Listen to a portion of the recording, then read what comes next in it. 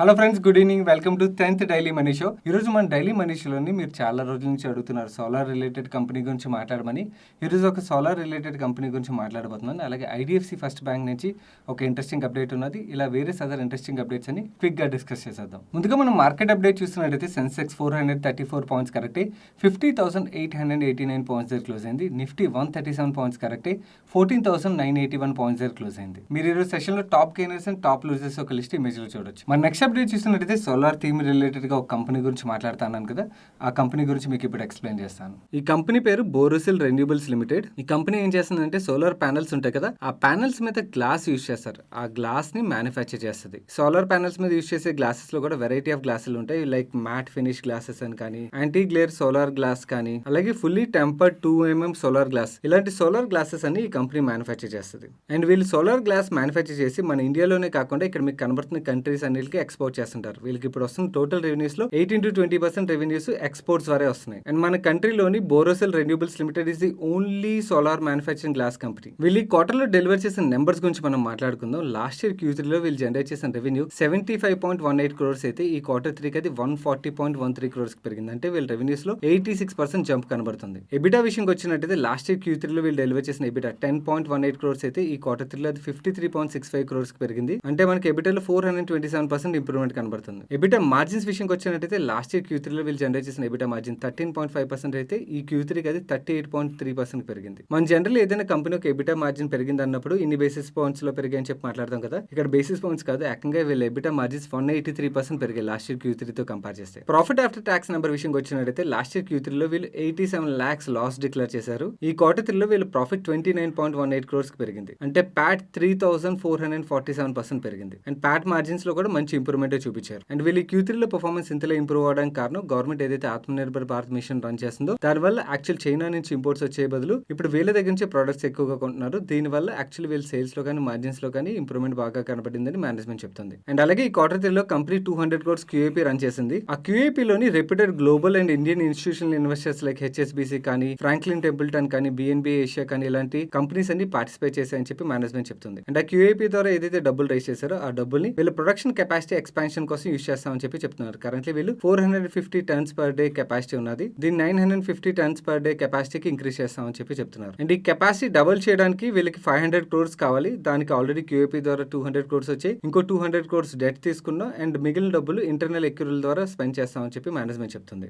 అలాగే government of India Atmanirbhar Bharat mission లో భాగంగా PLA scheme, performance linked incentive scheme run చేస్తుంది కదా. ఈవెన్ సోలార్ ప్యానల్ మ్యానుఫ్యాక్చరింగ్ లో కూడా వీళ్ళ పర్ఫార్మెన్స్ లింక్డ్ ఇన్సెంటివ్ స్కీమ్ ద్వారా 14,000 crores ఇన్వెస్ట్మెంట్ రావచ్చు అని చెప్పి గవర్నమెంట్ ఎక్స్పెక్ట్ చేస్తున్నాం అని చెప్పి నిన్న నైట్ అప్డేట్ వచ్చింది. ఈ స్కీమ్ లో భాగంగా government of India 4,500 crores invest చేయనున్నది. సో ఈ PLA స్కీమ్ ద్వారా సోలార్ మ్యానుఫ్యాక్చరింగ్ ఇండియాలో పెరిగినట్టయితే డెఫినెట్లీ అది ఈ కంపెనీకి పాజిటివ్. ఎందుకంటే బికాస్ సోలార్ ప్యానల్స్ మీద యూస్ చేసే గ్లాస్ ని ఈ కంపెనీ ఒకటే ఇండియాలో మ్యానుఫ్యాక్చర్ చేస్తుంది కాబట్టి ఈ కంపెనీకి అది పాజిటివ్ అనే మనం మాట్లాడుకోవాలి. కాకపోతే ఈ కంపెనీ యొక్క పాస్ట్ నెంబర్స్ మనం చూసాం అనుకోండి, ప్రాఫిటబిలిటీ నెంబర్స్ లో కానీ, క్యాష్ ఫ్లో నెంబర్స్ కానీ చూసినట్టయితే చాలా వాలటిలిటీ కనబడుతుంది. అక్కడ మనకి ఏం కనబడదు.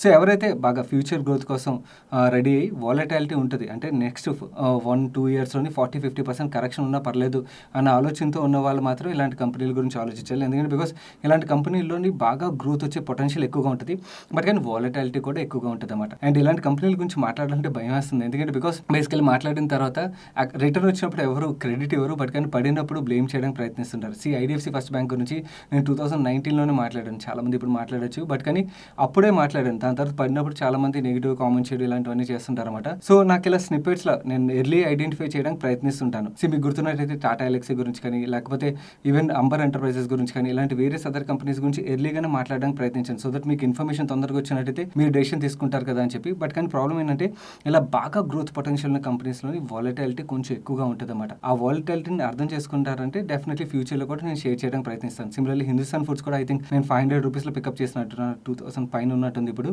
ఇలాంటి కంపెనీస్ అన్ని ప్రాబ్లం ఏంటంటే గ్రోత్ డెలివర్ చేసినప్పుడు బాగుంటాయి, బట్ కానీ గ్రోత్ డెలివర్ చేయలేనప్పుడు వాలటిలిటీ చాలా ఎక్కువగా ఉంటుంది. స్టిల్ మీకు ఓకే అంటే డెఫినెట్లీ నేను మన డైలీ మనీ షోలోని స్నిప్పెట్స్ రూపంలో షేర్ చేయడానికి ప్రయత్నిస్తాను when ever I find such companies. మన నెక్స్ట్ అప్డేట్ చూస్తున్నట్టయితే ఈ అప్డేట్ IDFC ఫస్ట్ బ్యాంక్ నుంచి. IDFC ఫస్ట్ బ్యాంక్ ఫ్రెష్గా 3,000 crores క్యాపిటల్ రైజ్ చేద్దామని చెప్పి ఆలోచన ఉన్నది. ఆల్రెడీ బ్యాంక్ బోర్డు వీళ్ళకి అప్రూవల్ ఇచ్చేసిందని చెప్పి చెప్తున్నారు.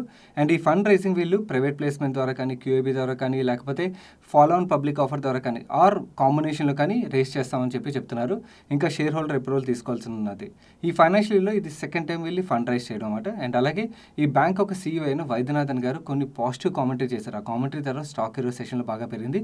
ఆయన ఏం కామెంట్ చేశారు మనం ఇప్పుడు చూద్దాం. వైద్యనాథన్ గారు ఏం చెప్తున్నారంటే, వీళ్ళు ఇంతకుముందు క్యాపిటల్ రైజ్ చేశారు కదా 2000 crores. ఆ 2000 crores కోవిడ్ వల్ల ఏవైతే లార్జ్ అకౌంట్స్ ఇంపాక్ట్ అయ్యో ఆ ఇంపాక్ట్ యూజ్ అయ్యాయని చెప్పి చెప్తున్నారు. అలాగే బ్యాంక్ గ్రోత్ విషయంకి వచ్చినట్లయితే స్ట్రాంగ్ గ్రోత్ ఆపర్చునిటీస్ బాగా కనబడుతున్నాయని చెప్పి చెప్తున్నారు. అండ్ ఎన్పీఏ నెంబర్స్ విషయంకి వచ్చినట్లయితే ప్రొఫార్మా రీటైల్ ఎన్పీఏ 3.88% గా ఉండొచ్చు, నెట్ ఎన్పీఏ 2.27% గా ఉండొచ్చు. అండ్ నెక్స్ట్ 3 years లో గ్రాస్ ఎన్పీఏ 2% కి, నెట్ ఎన్పీఏ 1% కి తీసుకొస్తాం అని చెప్పి చెప్తున్నారు. అండ్ కరెంట్ లెవెల్ నుంచి చాలా వరకు ఇంప్రూవ్ చేయడానికి ప్రయత్నిస్తున్నాం అని చెప్పి ఆయన కామెంట్ చేస్తున్నారు. అండ్ లోన్ కలెక్షన్స్ విషయంకి వచ్చినట్లయితే collections month on month improve అవుతున్నాయి. అండ్ లోన్ గ్రోత్ విషయంకి వచ్చినట్టయితే బాగా గ్రోత్ ఎక్స్పెక్ట్ చేస్తున్నాం. ఫైనాన్షియల్ 2022లోని లోన్ గ్రోత్ 20 నుంచి 25% మధ్యలో ఉండొచ్చు అని చెప్పి ఆయన కామెంట్ చేస్తున్నారు. అండ్ వీళ్ళ బ్రాంచ్ ఎక్స్పాన్షన్స్ విషయంకి వచ్చినట్టయితే టైర్ 1 సిటీస్లో కన్నా టైర్ 2, టైర్ 3 సిటీస్లో ఎక్కువగా ఎక్స్పాండ్ చేస్తామని చెప్పి చెప్తున్నారు. ఈయన ఇంత మంచి కామెంటరీ చేసేసరికి స్టాక్ కూడా బాగా పెరిగింది. అండ్ ఈ ఐడిఎఫ్సి ఫస్ట్ బ్యాంక్ మీద కంప్లీట్ ఫుల్ ఫ్లెజ్ ఫండమెంటల్ అనాలిసిస్ వీడియోని మన ఛానల్లో 2 November 2019 రోజే అప్లోడ్ చేశాను. అప్పుడు నా వ్యూని క్లియర్గా ఆ వీడియోలో షేర్ చేశాను. ఆ వీడియోని అప్పుడు రికార్డ్ చేసినప్పుడు మన ఛానల్ 50,000 సబ్స్క్రైబర్ మార్క్ దగ్గర ఉన్నది. చాలా తక్కువ మంది చూసి ఉండొచ్చు. ఒకవేళ చూడనట్టయితే ఆ వీడియోని ఎండ్ కార్డ్లో ఉంచుతాను, మిస్ అవ్వకుండా చూడండి. ఈ బ్యాంక్ గురించి మీకు క్లియర్గా, అంటే ఈ బ్యాంక్ ఫ్యూచర్లో ఆపర్చునిటీ ఉన్నది, ఇవన్నీ కూడా మీకు క్లియర్గా అర్థమవుతాయి. మన నెక్స్ట్ అప్డేట్ చూసినట్టయితే టెలికామ్ యాక్టివ్ సబ్స్క్రైబర్ డేటా వచ్చింది. నవంబర్ మంత్ నుంచి డిసెంబర్ మంత్లోనే యాక్టివ్ సబ్స్క్రైబర్ డేటా చూసినట్టయితే Bharti Airtel highest number of active users 5.5 million యూజర్స్ని యాడ్ చేసింది. వేరే జియో 3.2 million యాక్టివ్ యూజర్స్ని యాడ్ చేస్తే వోడాఫోన్ ఐడియా 1.5 million యాక్టివ్ యూజర్స్ని కోల్పోయింది. అదే మన టెలికామ్ కంపెనీస్ యొక్క మార్కెట్ షేర్ క్యాలెండర్ 2020లో అంటే జనవరి నుంచి డిసెంబర్ మధ్యలోని ఎలా మూవ్ అయిందో మనం చూసినట్టయితే భారతీ ఎయిర్టెల్ యొక్క మార్కెట్ షేర్ జనవరిలోని 31.7%గా ఉన్నట్టయితే డిసెంబర్ 2020 నాటికి 33.7% పెరిగింది.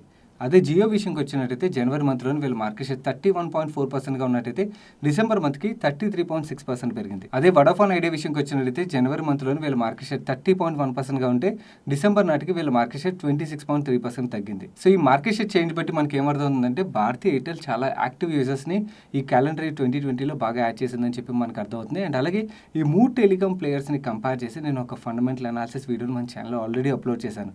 మీరు చూడనట్టయితే ఈ వీడియోని కూడా ఎండ్ కార్డ్లో ఉంచుతాను. ఒకవేళ మీకు టెలికామ్ కంపెనీస్ మీద ఇంట్రెస్ట్ ఉన్నట్టయితే మీరు ఆ వీడియోని చూడొచ్చు. మన నెక్స్ట్ అప్డేట్ చూసినట్టయితే ఫేమస్ ఇన్వెస్టర్ అయిన రాకేష్ జుంజున్వాలా గారి పోర్ట్ఫోలియో డీటెయిల్స్ వచ్చాయి. ఈ పోస్ట్ ని మన టెలిగ్రామ్ ఛానల్లోని 239 పోస్ట్ చేసాం. మీరు ఇక్కడ ఇమేజ్ చూసినట్టయితే ఆయన లేటెస్ట్ గా ఎంట్రీ అయిన స్టాక్స్ ఇక్కడ బ్లూ మార్క్ లో కనబడుతున్నాయి కదా, అవి లేటెస్ట్ గా ఎంట్రీ అయిన స్టాక్స్ అన్నమాట. లైక్ అనంతరాజ్ గ్లోబల్ కానీ, ఇండియా బుల్స్ రియల్ ఎస్టేట్ కానీ, Tata communications and Tata motors DVR and Wockhardt ఈ స్టాక్స్ లో ఆయన కొత్తగా ఎంటర్ అయ్యారు. అండ్ ఆయన పోర్ట్ఫోలియో వెయిటేజ్ పెన్షన్ స్టాక్స్ విషయంకి వచ్చినట్టయితే Fortis health care, Jubilant Pharmova, Lupin limited, NCC and Indian hotels కనబడతాయి. అండ్ ఆయన పోర్ట్ఫోలియో వెయిటేజ్ తగ్గించిన స్టాక్స్ విషయంకి వచ్చినట్టయితే Escorts limited, first source solution limited, Rallis India limited, federal bank limited and Titan company limited కనబడతాయి. ఒకవేళ మీకు ఇమేజ్ క్లియర్ గా కనబడినట్టయితే ఫుల్ ఇమేజ్ మన టెలిగ్రామ్ ఛానల్ ఆల్రెడీ షేర్ చేసాం. మీరు ఒకవేళ మన టెలిగ్రామ్ ఛానల్లో లేనట్టయితే టెలిగ్రామ్ యాప్ ఓపెన్ చేసి మనీ పర్సన్ సెర్చ్ చేసినట్టయితే 1,43,000 పైన సబ్స్క్రైబర్స్ మీకు ఒక ఛానల్ కనబడుతుంది. అది మన అఫీషియల్ మనీ పర్స్ ఛానల్. మీరు ఆ ఛానల్లో జాయిన్ అవడం ద్వారా మీరు ఇమేజ్ ని డౌన్లోడ్ చేసుకోవచ్చు. అలాగే మేము షేర్ చేసే లేటెస్ట్ అప్డేట్స్ ఏవైతే ఉంటాయో అప్డేట్స్ మిస్ అవ్వకుండా ఫాలో అవ్వచ్చు. మన నెక్స్ట్ అప్డేట్ చూసినట్టయితే పారాషూట్ సఫల్ లాంటి బ్రాండ్ ప్రొడక్ట్స్ సేల్ చేసే మ్యారికో నూడిల్స్ సెగ్మెంట్లోకి ఎంటర్ అవుతుంది. దీంతో నెస్లే యొక్క మ్యాగీకి, ఐటీసీ యొక్క ఈపీకి వీళ్ళు కాంపిటీషన్ ఉన్నారు. వీళ్ళు ఏదైతే నూడిల్స్ లాంచ్ అయిపోతున్నారో దాని పేరు సఫోలో ఊడిల్స్గా పెట్టారన్నమాట. అండ్ మ్యారికో ఈ మధ్యకాలంలో వెరైటీ ఆఫ్ సెగ్మెంట్స్లోకి ఎంటర్ అవుతుంది. చాలా ఇంట్రెస్టింగ్ కంపెనీ ఇది, ఒకసారి అబ్జర్వ్ చేయండి. So guys, this is all about today's daily money show. ఈరోజు డైలీ మనీ షో ద్వారా మీకు ఏదైతే ఇన్ఫర్మేషన్ షేర్ చేశానో ఆ ఇన్ఫర్మేషన్ మీకు హెల్ప్ఫుల్ ఇప్పటివరకు వీడియో లైక్ చేయనట్టయితే వీడియోని తప్పకుండా లైక్ చేయండి. అండ్ ఈ video me friends and family మెంబర్స్కి హెల్ప్ఫుల్ అవుతుందంటే వాళ్ళకి తప్పకుండా షేర్ చేయండి. అండ్ మీరు ఇదే ఫస్ట్ టైం మన మనీ పర్స్ ఛానల్కి వచ్చి ఛానల్ సబ్స్క్రైబ్ చేయనట్టయితే ఇక ఛానల్ లోగో మీద క్లిక్ చేసి ఛానల్ సబ్స్క్రైబ్ చేస్తూ పక్కన ఉన్న బెల్ ఐకాన్లోని ఆల్ నోటిఫికేషన్స్ యాక్టివేట్ చేసుకోండి. నేను సాయి కృష్ణపత్రి. రేపు స్పెషల్ వీడియోతో కలుస్తాను. Good night.